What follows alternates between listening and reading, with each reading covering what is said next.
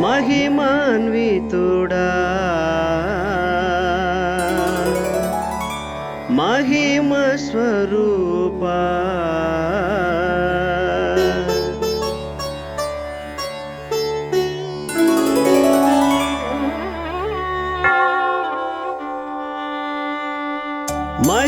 మహిమాన్వితుడా మహిమ స్వరూపా మహిమాన్వితుడా మహిమ స్వరూపా మహతేజో నివాస మహమహితాత్మ పాహి మాం పరమ పావనా పాహి మాం వరపుత్రాయ పాహి పాహి పాహి మాం యేసునాథా పాహి పాహి పాహి మాం జీవదాత ఆ ఆ ఆ ఆ.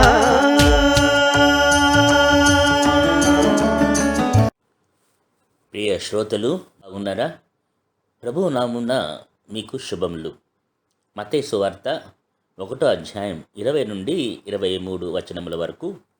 అతడు ఈ సంగతులను గూర్చి ఆలోచించుకొనుచుండగా, ఇదిగో ప్రభువు దూత స్వప్నమందు అతడికి ప్రత్యక్షమై, దావీదు కుమారుడైన యోసేపు, నీ భార్య అయిన మరియను చేర్చుకుంటకు భయపడకుము. ఆమె గర్భము ధరించినది పరిశుద్ధాత్మ వలన.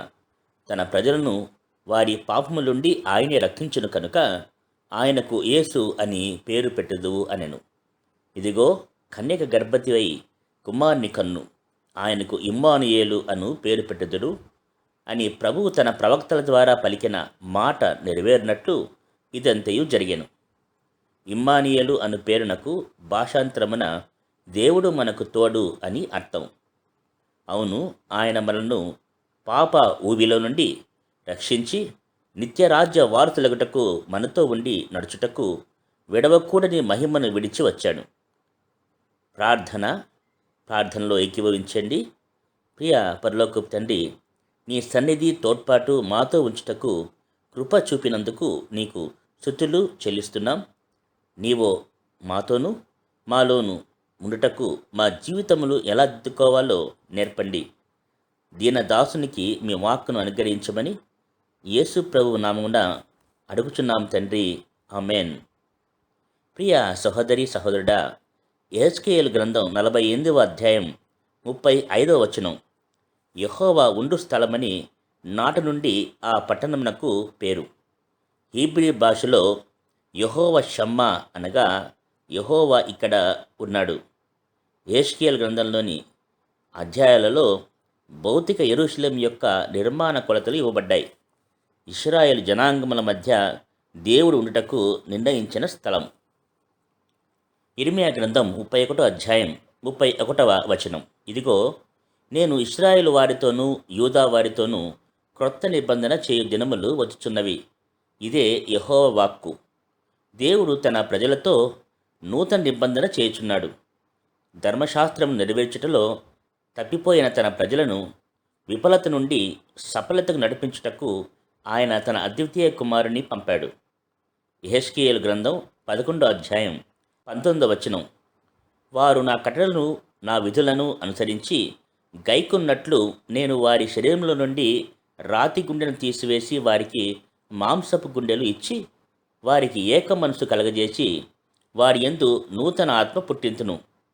యెహెజ్కేలు గ్రంథం 36వ అధ్యాయం 26వ వచనం. నూతన హృదయము వారికిచ్చి నూతన స్వభావం మీకు కలగజేస్తును. రాతి గుండె మీలోండి తీసివేసి మాంసపు గుండెను మీకు ఇచ్చెదను. ప్రియులారా, ఆయన మనలో ఉండి అంటుకట్టబడిన అనుభవంలోనికి నడిపించకపోతే మానవునికి పాపక్షమాపణ ప్రాయశ్చిత్తము లేదు. దేవుని నీతి ముందు మానవుని నీతి మురికిగుడ్డలుగా ఉన్నందున ఆయనతో మన సహవాసము అసాధ్యము. అతి పరిశుద్ధ స్థలమందు మనకు పాలు పంపులు పంచుటకై మానవ హృదయమును పరిశుద్ధపరిచి అందులో నివసించుటకు సంకల్పించాడు. హెబ్రీలకు రాసిన పత్రిక 9వ అధ్యాయం 15వ వచనం. ఈ హేతువు చేత మొదటి నిబంధన కాలంలో జరిగిన అపరాధం నుండి విమోచనము కలుగుటకై ఆయన మరణము పొందినందున పిలువబడిన వారు నిత్యమైన స్వాస్థ్యమును గూర్చిన వాగ్దానమును పొంది నిమిత్తము ఆయన క్రొత్త నిబంధనకు మధ్యవర్తి అయి ఉన్నాడు. యెషయా గ్రంథం 37వ అధ్యాయం 26వ వచనం.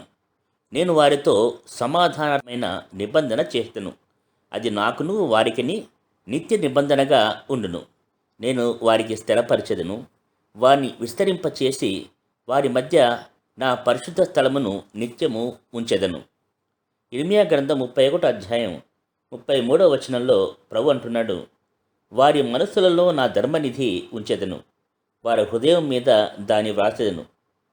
కానీ మెస్సయ్య అనగా రక్షకుడు తన స్వజముల వద్దకు వచ్చినప్పుడు వారు ఆయనను తిరస్కరించారు. అప్పుడు రక్షణ సర్వమానవాళి విమోచన అయ్యింది.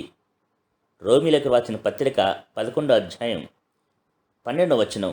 వారికి రోషం పుచ్చుటకై వారి తొట్టుపాటు వలన అన్యజనులకు రక్షణ కలిగెను. వారి తొట్టుపాటు లోకమునకు ఐశ్వర్యమును, వారి క్షీణదశ అన్యజనులకు ఐశ్వర్యమును అయినడల వారి పరిపూర్ణత ఎంత ఎక్కువగా ఐశ్వర్యమగును. దేవుడు సర్వమానవాళికి విమోచన రక్షణ తీసుకురావడమే కాక వారి యందు తన ఆత్మచేత వారిని పరమలేషులకు నడిపిస్తాడు. హెబ్రీలకు రాసిన పత్రిక 13వ అధ్యాయం 20వ వచనం. వచనముల ప్రకారము గొర్రెల గొప్ప కాపరిని యేసు అను మన ప్రభువును నిత్యమైన నిబంధన సంబంధమగు రక్తమును బట్టి మృతుల్లో నుండి లేపిన సమాధానకర్తయకు దేవుడు యేసుక్రీస్తు ద్వారా తన దృష్టికి అనుకూలమైన దానికి మనలో జరిగించుతూ ప్రతి మంచి విషయములను తన చిత్త ప్రకారం చేయుటకు మిమ్మను సిద్ధపరుచున్నాడు. ఇది దేవుని దయాపూర్వక సంకల్పం. ప్రియమైన దేవుని ప్రజలారా, మనము దేవుని ఆలయమై ఉన్నాము. దేవుని ఆత్మ మనలో నివసించుచున్నాడు. మనం ఎప్పుడైతే మన పాపం విషయమే పశ్చాత్తాపడి యేసుక్రీస్తు యొక్క కల్వరి శిలువనొద్దకు వచ్చినప్పుడు ఆయన పవిత్ర రక్తముచే మన పాపములు కడగబడి శుద్ధమైన నూతన హృదయమును ఇస్తాడు. కొరింథీయులకు రాసిన 2వ పత్రిక 1వ అధ్యాయం 22వ వచనం. ఆయన మనకు ముద్ర వేసి మన హృదయంలో మనకు ఆత్మ అను సంచకరమును అనుగ్రహించి ఉన్నాడు. 6వ అధ్యాయం 16వ వచనంలో ఇట్టంటోంది, మనము జీవం గల దేవుని ఆలయమై ఉన్నాము. అందుకు దేవుడు ఇలాగూ సెలవిచ్చున్నాడు, నేను వారిలో నివసించి సంచరింతును, నేను వారి దేవుణ్ణి యుందును, వారు నా ప్రజలై యుందురు. ప్రియులారా, దేవుడు ఇంత గొప్ప రక్షణ మనకు అనుగ్రహించున్నాడు. క్రైస్తవ మతాచారములు పాటించి జన్మతః క్రైస్తవుడైతే సరిపోదు. ఆయన మన యందు నివసించాలి. ఆయన పరిశుద్ధత మన హృదయంలో విత్తబడాలి. అంతం వరకు సహించిన వారి పేర్లు జీవగ్రంథంలో వ్రాయబడాలి. ఇంకను ప్రభువును నామకార్థంగా ఆరాధించి ఆయనకు మన హృదయంలో చోటేయకపోతే మన హృదయము జీవం గల దేవుని ఆలయమై ఉండదు. యెహోవా ఇక్కడ ఉన్నాడు అని చెప్పగలమా? ప్రభువు పిలుస్తున్నాడు. ప్రకటన గ్రంథం 3వ అధ్యాయం 20వ వచనం. ఇదిగో తలుపునొద్ద నిల్చుండి తట్టుచున్నాను. ఎవడైనను నా స్వరం విని తలుపు తీసినడెలా నేను అతని యొద్దకు వచ్చి అతనితో నేనును నాతో కూడా అతడును భోజనం చేయుదుము. ఇదే రక్షణ దినము. యెహోవా షమ్మా. ఆమేన్. ఆది సంభూతుడును ఆది అంతము నితడే, సర్వ సృష్టికర్త సర్వోన్నతుడు ప్రభు యేసే.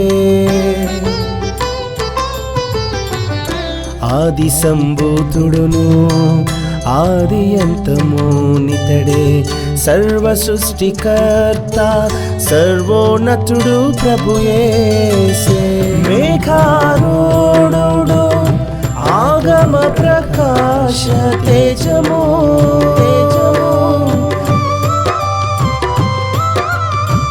మహిమ ఘనత ప్రభావము ఆయనకే చెల్లును.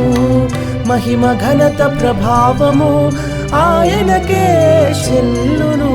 లోకరక్షక పతిత పావన వందనం అందుకు.